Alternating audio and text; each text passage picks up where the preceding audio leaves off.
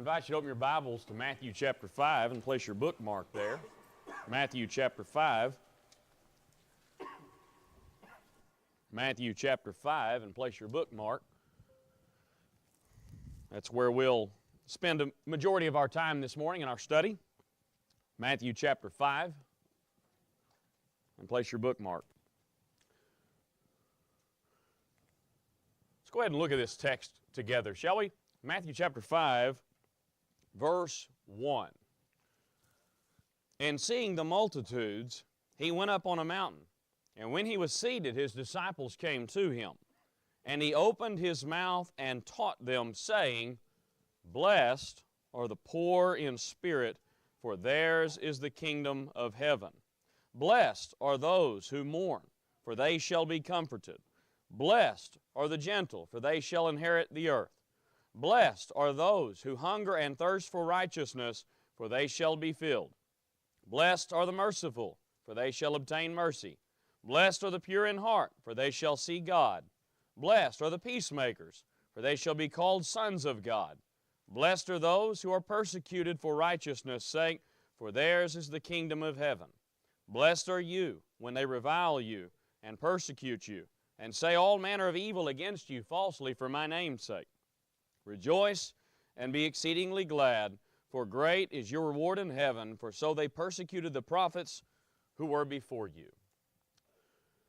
The message of King Jesus, folks, is not just good advice. It is part of the good news. It is part of the gospel message. And so if we'll be true disciples of the King, then we'll take careful attention to the things our King says in the greatest sermon ever preached, Matthew 5, 6, and 7. I'm sure you're familiar with the Beatitudes. I think the Beatitudes shatter two extremes that are prevalent in our wider Christian world today. One is that religion removes all discomfort. And two, that religion offers nothing now but a whole lot later. You ever heard it presented in that sort of way? Don't worry, you'll be miserable now, but later you'll get heaven. I think the Beatitudes correct that, because I think that is wrong. I don't think the Bible teaches that. This message is for now, with great promises for later. Maybe we should start by thinking about that word blessed. That's what every verse in this section begins with, essentially. Blessed. What does it mean? Some translations will render it happy. If that's the translation you're using, please take no offense, go home and burn that Bible. It's not a very good translation. Maybe you shouldn't burn your Bible, but you get my point. That's not happy. In fact, just think about that. Happy are those who mourn. That makes zero sense. Because we try to read these words in 21st century American minds, that's not what's going on in this passage. That's not what blessed means. It doesn't mean happy and smiling like a fool. It means something much more. In fact, one writer made the observation that blessed is a description and a commendation of the life God approves of. God blesses people who live God's way. They will enjoy the favor of God. It's not a fleeting moment. It's not a subjective feeling. It isn't about an emotion, but the verdict of God on someone's life. A good shorthand for the word blessed then is approved of by God. Now think about what we read. Approved of by God is the one who mourns. That would capture the essence of that verse so much better. So this section is not about how you feel or how you could feel. It's about how God feels about you. And I think we can take a lot from that. This is the framework. The Beatitudes offer us a great frame of what it means to be a true disciple of King Jesus. Let me make a few observations of this text, and I hope you're ready. I hope you're buckled into your seatbelt and ready to roll, because we got a lot of text to look at and a little time to do it in. So we're going to have to turn quick and pay attention fast. Can we do it? I think we can. Let's think about this. Number one, the Beatitudes, these are all rooted in the Old Testament. Now take just a few of these with me, please. Don't read them in isolation. We read them in this context and then in a much greater context. So pay attention to the very first one. Blessed are the poor in spirit, for theirs is the kingdom of heaven. Take that concept, blessed. This is not the only time that idea is used. In fact, there are lots of beatitudes all throughout the Bible. Go back into your Old Testaments, please. Psalm 1. Psalm 1. When Jesus stands on the mountainside and preaches this great sermon, little flags go up in Jewish ears. When He says these certain words, these concepts, these ideas, that's what rings in the minds of a Jewish audience. When He says, blessed is ... a Jew in the audience goes, is He talking about stuff like this? You bet He is. Blessed, chapter 1, Psalm 1. Blessed is the man who walks not in the counsel of the ungodly, nor stands in the path of sinners, nor sits in the seat of the scornful, but his delight is in the law of the Lord, and in the law he meditates day and night. Brethren, that's exactly the idea we're reading in Matthew 5. Here's the one who's approved of by God. He doesn't counsel with wicked things. He avoids them. He delights in God's law. Psalm 32 maybe would help us here as well. Psalm 32. Psalm 32, verse 1. Psalm 32, verse 1. Blessed is he whose transgression is forgiven, whose sin is covered. Blessed is the man to whom the Lord does not impute iniquity, and in whose spirit there is no deceit. Folks, this is actually all over our Bibles, especially in the Psalms. Psalm 119 begins with the same idea. Blessed is this man. Folks, there are 37 New Testament Beatitudes and 45 Old Testament Beatitudes. Jesus is standing on the mountain giving this great message, and this is part of the context He's doing it in. This is the person who is approved of by God. Think about that other concept in Matthew 5, verse 3. Blessed are the poor in spirit, for theirs is the kingdom of heaven. The kingdom of heaven would take us back in our minds to, at the very minimum, the promises of God to David in 2 Samuel 7. That God would establish through him an eternal kingdom, that His Son would rule forever.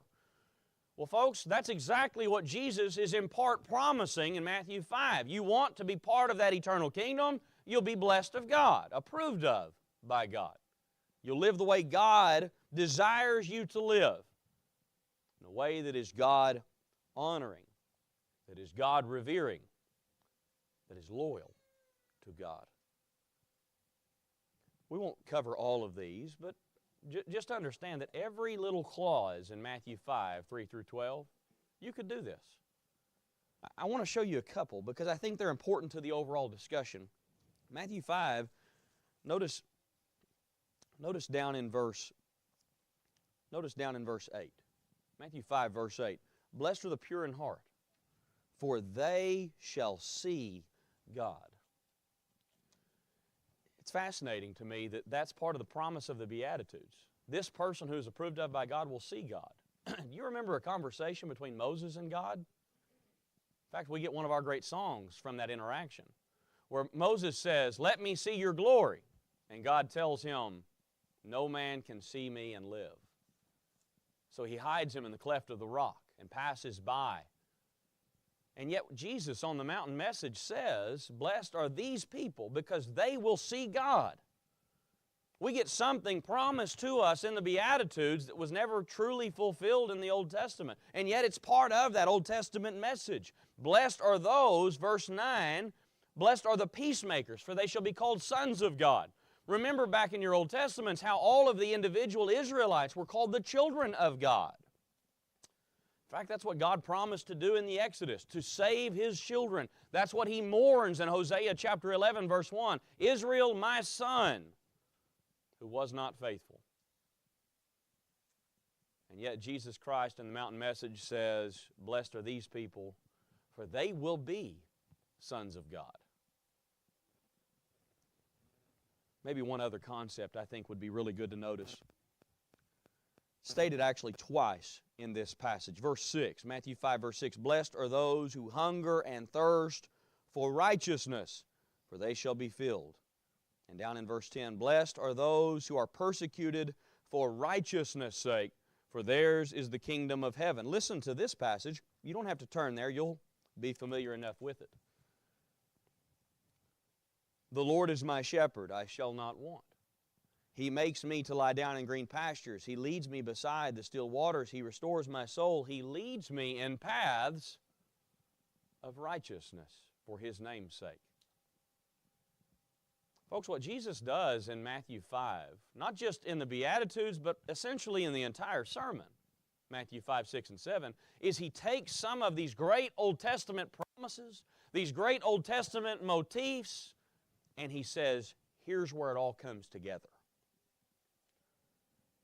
Do you see us as part of that same story? Ponder that point. Folks, you and I are not just New Testament Christians. We are New Testament Christians as part of the continual promises God made to His human creatures. Our story is the continuation of Abraham's story. Abraham is our father in the faith. When Jesus preaches this mountain message, He ties all of those points together, and I want us to see that. That needs to be seen so we can see the depth and significance of the rest of these points. So back in Matthew 5, I want to notice a couple other things. So these are all rooted in the Old Testament. Let's think number 2, these are stated as absolutes. Notice this, Matthew chapter 5, verse 3. Blessed are the poor in spirit, for theirs is the kingdom of heaven.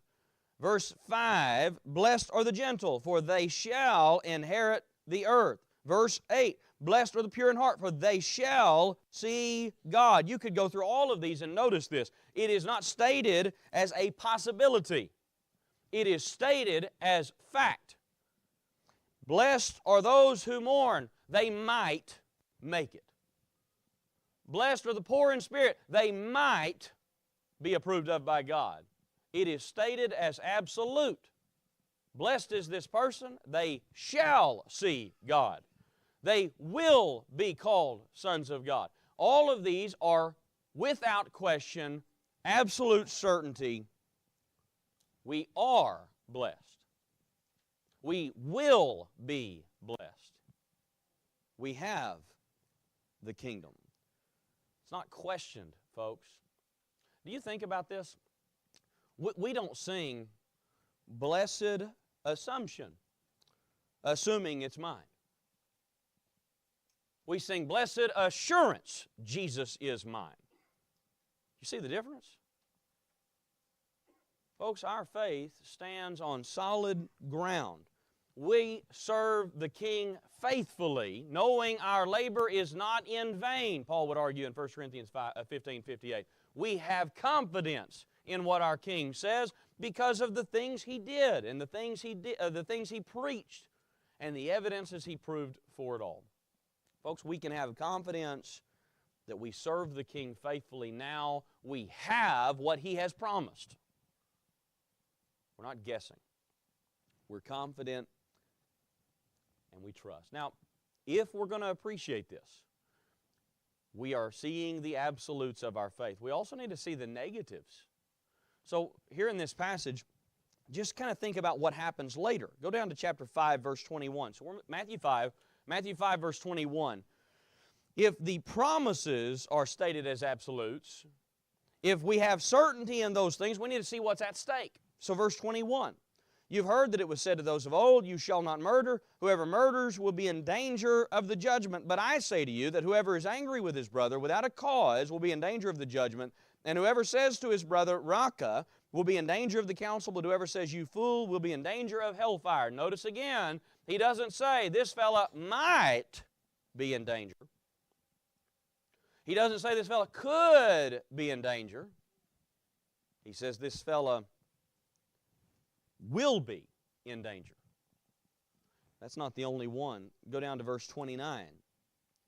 If your right eye causes you to sin, pluck it out and cast it from you, for it is profitable for you that one of your members perish, and not that your whole body be cast into hell. And if your right hand causes you to sin, cut it off and cast it from you, for it is profitable for you that one of your members perish, and not that your whole body be cast into hell. Not stated as a possibility, folks. It's not stated as a question. This is not Jesus putting His arm around you and saying, hey, listen,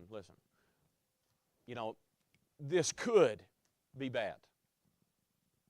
If you live that way, it might not work out for you. It's not what He's saying.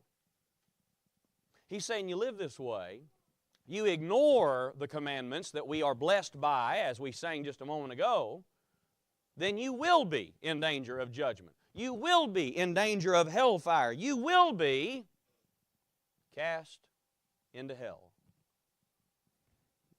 It may not be politically correct, but it is biblically correct. Folks, we need to see the absolutes in our faith. This is what gives us certainty. We need to see that. Number 3, not only are these stated as absolutes, but these are both present and future. Now, I want you to notice this. Back in Matthew chapter 5, verse 3. Blessed are the poor in spirit, for theirs is the kingdom of heaven. Blessed are those who mourn, for they shall be comforted.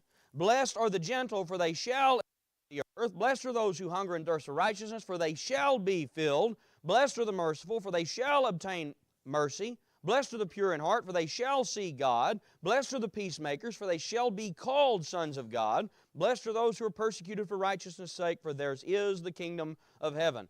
He kind of works back and forth between present and future promises. We need to kind of see that point. I think it helps us. This is why I said at the outset that Christianity is not pie-in-the-sky religion. It's not, well, we get something really good at the end of all the awful, but it doesn't help us here and now. That's not how this works. This has something to offer here and now with great promises to the future. One writer made the observation that we are the first fruits now, and the full harvest is yet to come. We need to think about that. First fruits. That's what we are. We are a taste of the harvest, and the true harvest still waits.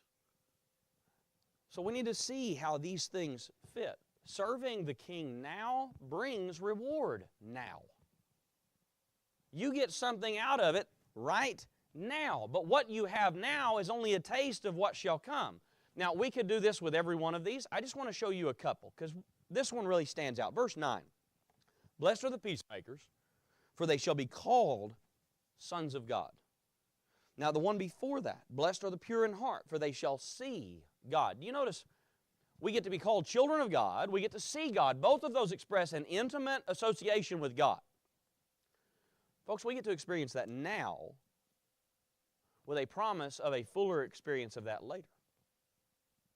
So, let's tie in something from John chapter 1. We talked about last Sunday morning.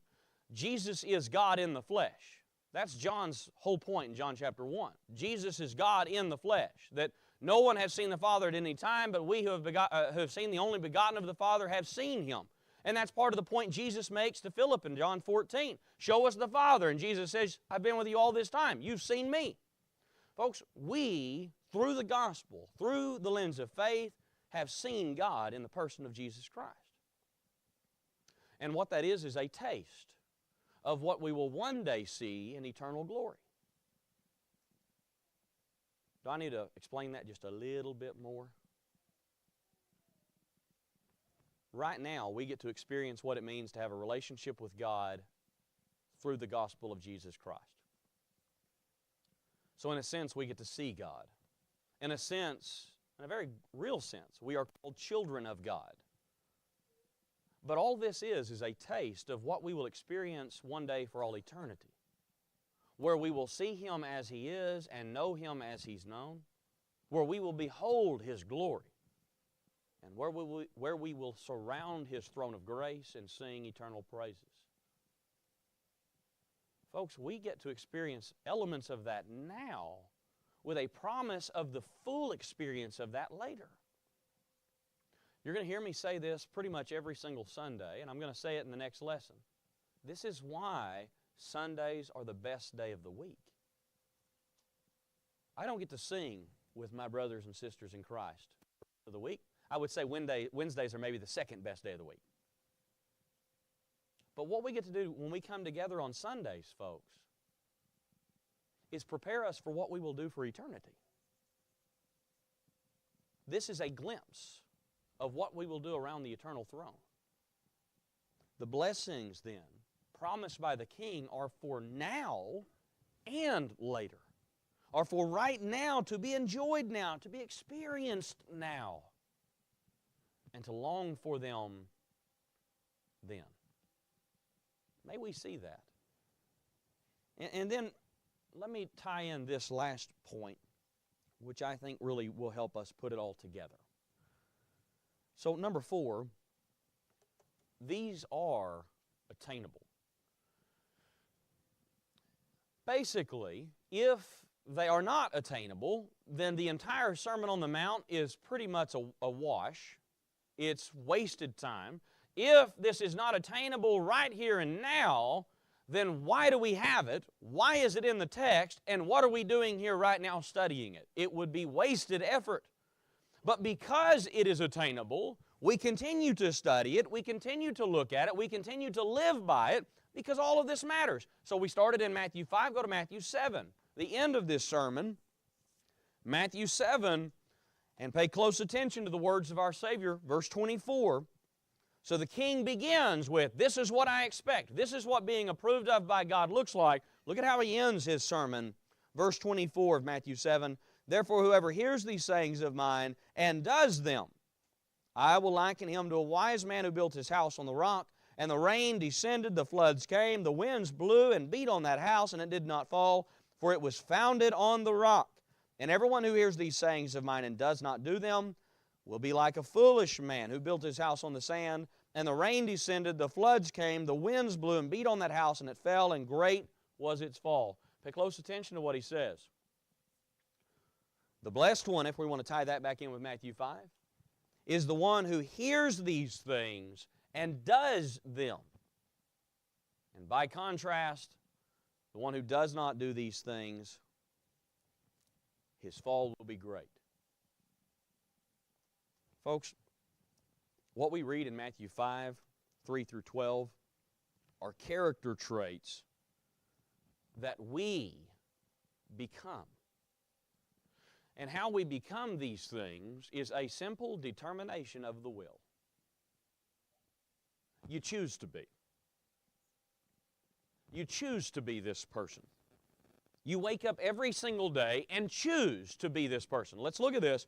Verse 3, blessed are the poor in spirit. You wake up every day and choose to be this person. This is how you think. This is how you frame everything in life. One writer made the observation that the Christian ideal has not been tried and found wanting. It has been found difficult and left untried. I really love that quote. Folks, this is what we're looking at in Matthew 5. Let's work through this just very briefly. You can see your powerlessness before God, and thus your reliance on God. That's what poor in spirit is. Acknowledging you need Him. You can mourn, but that's not just generically mourn. You're just sad all the time. That's not the point. Mourning in a biblical context is mourning over sin. Can you do that? Can sin bother you?